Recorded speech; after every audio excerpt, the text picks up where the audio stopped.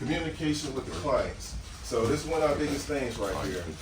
When we on job sites, make sure we're communicating with our clients. If we don't finish a project or finish a job, we're talking to either a primary contact or somebody that's been left in charge by that primary contact. So a lot of times if you're on site, when you start out, if you tell them, hey, you might be here all day, what time do you plan on leaving? Hey, if you leave at this time, who else do I need to talk to? Who else can give the signatures, or who will be in charge? Let's get that information first, so at the end of the day, we can communicate that with them so they know what's going on. The last thing we don't want is somebody saying, hey, your guys left, they ain't talk to me, ain't know he was coming back, they ain't tell me nothing, I don't know if the job's done. Let's just make sure we're talking to somebody. Put it in notes who you talk to if we didn't finish the job. So when they come back to us, we say, hey, they talked to so-and-so. And then we put it back on them. So a lot of times, the communication on their side is not that great neither. So we need to be able to say, hey, we talked to this person before we left.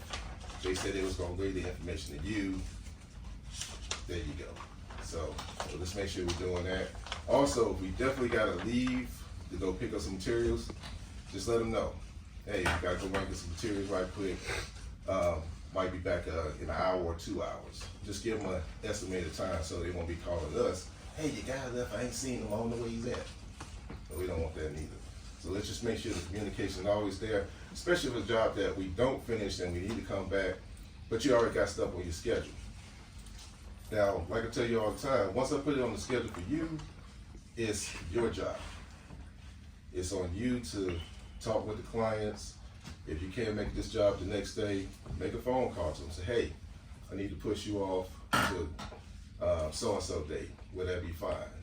If they say it's not, then we need to try to work some things out. You can call me and I'll see what I could do to either put somebody else in that position to do that job, or we have to rework what you're doing.